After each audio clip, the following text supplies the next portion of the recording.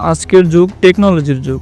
ইসরায়েলরা কিভাবে মুসলিমদেরকে বারে বারে পরাজিত করে, কারণ তারা টেকনোলজিতে অনেক উন্নত। তাদের প্রধান শক্তি কি জানেন? তাদের প্রধান শক্তি হচ্ছে জ্ঞান বিজ্ঞান।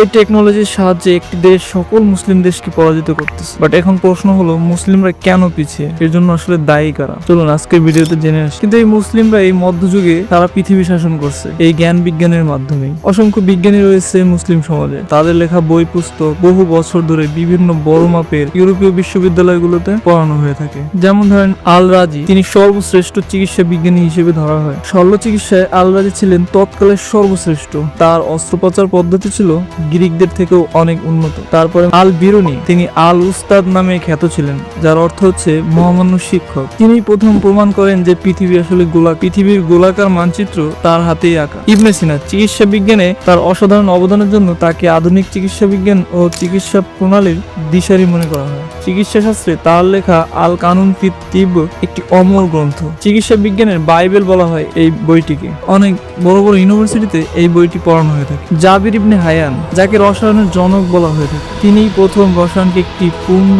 সাবজেক্টে রূপান্তর করেন। আল খওয়ারিজমি, গণিত শাস্ত্রের জনক বলা হয়ে থাকে। বীজগণিত তারই আবিষ্কার। তার নাম অনুসারে ইউরোপিয়ানরা আল জেব্রা নাম ব্যবহার করে থাকেন। তার লেখা বই ইউরোপের বিশ্ববিদ্যালয়গুলোতে এখনো পড়ানো হয়ে থাকে। হাসান ইবনে হাইসাম, চক্ষু বিজ্ঞানে তার অবদান ভোলার মতো নয়। তার লেখা বই কিতাবুল মানবির তাকে অমর করে রেখেছে। ইসলাম ধর্মে সব থেকে বেশি বৈজ্ঞানিক তথ্য আছে, যা অন্যান্য ধর্মে সাধারণত দেখা যায় না। কোরআন শরীফ অনেক বৈজ্ঞানিক তথ্য দেওয়া আছে, যা বহু বিজ্ঞানী আবিষ্কার করার পর দেখেন যে কোরআন শরীফ এটি আগে থেকেই বিদ্যমান ছিল। কিন্তু কথা হচ্ছে, এত কিছুর পরও মুসলিমরা পিছিয়ে পড়ার অন্যতম মূল কারণ হচ্ছে ইসলামী বিশ্বে মাদ্রাসা কেন্দ্রিক শিক্ষা ব্যবস্থা।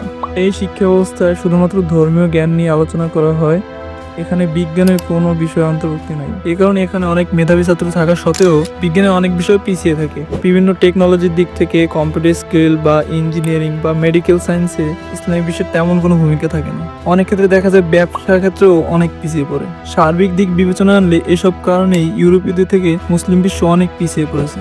কিন্তু আগে এরকম ছিল না। আগে বাইতুল হিকমার মতো অনেক প্রতিষ্ঠান ছিল, যেখানে শুধু ধর্মীয় নয় বিজ্ঞানেরও অনেক বিষয় চর্চা হতো। এই কারণে মুসলিম বিশ্ব ইউরোপীয়দের থেকে অনেক এগিয়ে ছিল। কিন্তু এখনকার মাদ্রাসায় এ ধরনের কিছুই নেই। এখনকার মাদ্রাসাগুলো শুধুমাত্র দ্বীনি শিক্ষায় সীমাবদ্ধ থাকে। তারা কখনো বিজ্ঞান চর্চা করে না, এবং কেউ বিজ্ঞান চর্চা করলে তাকে অবহেলার পাত্র হিসেবে দেখে। এই কারণে এরা সমাজে কোনো উন্নয়নে ভূমিকা রাখতে পারে না। এই সকল মাদ্রাসার ছাত্ররা তেমন কোনো দক্ষতা অর্জন করে না, যা তাদেরকে টাকা উপার্জন বা জীবন পরিচালনার জন্য সাহায্য করে থাকতে পারে। এর মূল কারণ হচ্ছে বর্তমান যুগ হচ্ছে টেকনোলজির যুগ। আপনি যদি বিজ্ঞানের বিভিন্ন বিষয় থেকে না জেনে থাকেন, তাহলে আপনার উপার্জন করাটা অনেকটা কষ্টকর হয়ে যাবে। ফলে এদের কিছু অংশ বিভিন্ন মাদ্রাসা মসজিদে সামান্য কিছু বেতনে চাকরি করে, আর কিছু অংশ ধর্ম নিয়ে ব্যবসা করে। আজকে আপনি যদি হাত পাখা কুর্তিকে ভোট দেন, তাহলে ভোটটা পাবে আল্লাহর নবী। যদি আপনি নৌকা মার্কায় ভোট দেন, ভোটটা পাবে বর্তমান প্রাইম মিনিস্টার শেখ হাসিনা। আপনি যদি ধানের সিংহে ভোট দেন, তাহলে ভোটটা পাবে খালেদা জিয়া। আপনি যদি অন্নপুর থেকে ভোট দেন, ভোট পাবে তাদের নেতা। আর আপনি যদি হাত পাকায় ভোট দেন, হাত পাকায় ভোট দিলে ভোট পাবে ইসলাম এবং আল্লাহর নবী।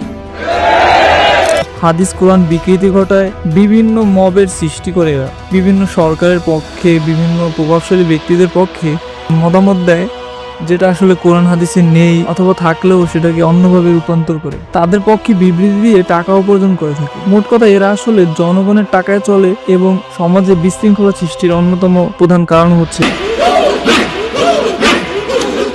कमर फूल बागे चार बुलबुलिटी फूल बागे चार बुलबुलिटी कोताय लो काइलो गोरे ना बोली या नूरेर पाखी उड़िया गेलो।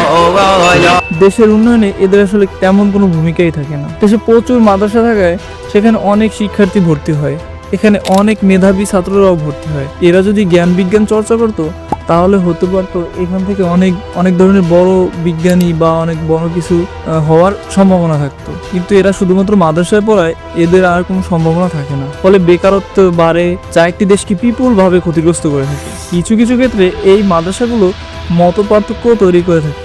যেমন স্বাভাবিকভাবে দেখতে গেলে কিছুদিন আগেই তাবলিগ নিয়ে বিশাল এক মতপার্থক্যের কারণে অনেক বড় একটি দাঙ্গার সৃষ্টি হয়, যাতে মুসলিম সমাজের বড় একটি বদনাম হয় এবং অনেক আহত হয়। এ সকল কারণে মুসলিম সমাজ কখনোই আগাতে পারে না। মধ্যযুগে কিন্তু এমন ছিল না, ধর্ম ব্যবসা ছিল না, এত মতপার্থক্যও ছিল না, তাই ওই সময়কার মুসলিমরা বিশ্ব শাসন করতে পেরেছে। তাই আমাদের সকলের উচিত এই সমস্যার সমাধান করা দ্রুততার সাথে। আমাদের জ্ঞান বিজ্ঞান চর্চার মাধ্যমে এগিয়ে যেতে হবে এবং ধর্মের পাশাপাশি বিজ্ঞানকেও মূল্যায়ন করতে হবে, এবং ধর্মের নামে যে ব্যবসাগুলো আছে এগুলো আইনের আওতায় আনতে হবে এবং গোঁড়ামি বন্ধ করতে হবে। ধর্ম নিয়ে বাড়াবাড়ি চলবে না, ধর্ম ধর্মের জায়গায়, দেশ দেশের জায়গায়, কাজ কাজের জায়গায়। মাদ্রাসার ভেতরকার দুর্নীতি নিয়ে অন্য কোনো দিন ভিডিও তৈরি করে সেখানে আলোচনা করা হবে। আজকের দিনে এটুকুই।